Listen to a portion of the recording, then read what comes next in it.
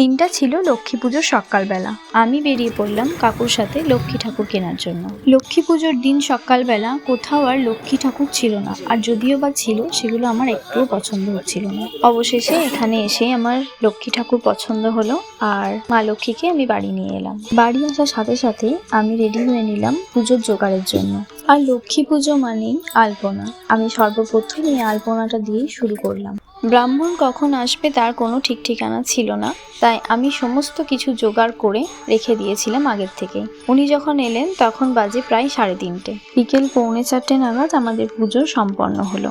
সকলকে প্রসাদ দেওয়া, নিজেরা প্রসাদ খাওয়া, সবকিছু কমপ্লিট করে আবারও প্রস্তুতি নিলাম পাঁচালি পড়ার। পাঁচালি আমি খুব একটা পড়তে পারি না, আমার মাকেই আমি দেখেছি পাঁচালি পড়তে। মা খুব সুন্দর করে পাঁচালি পড়ে।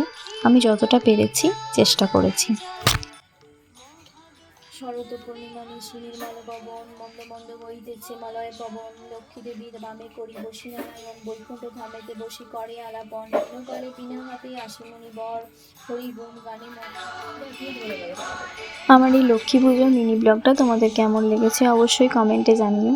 আসবো আরও একটা নতুন ভিডিও নিয়ে। আজকের মতো বাই।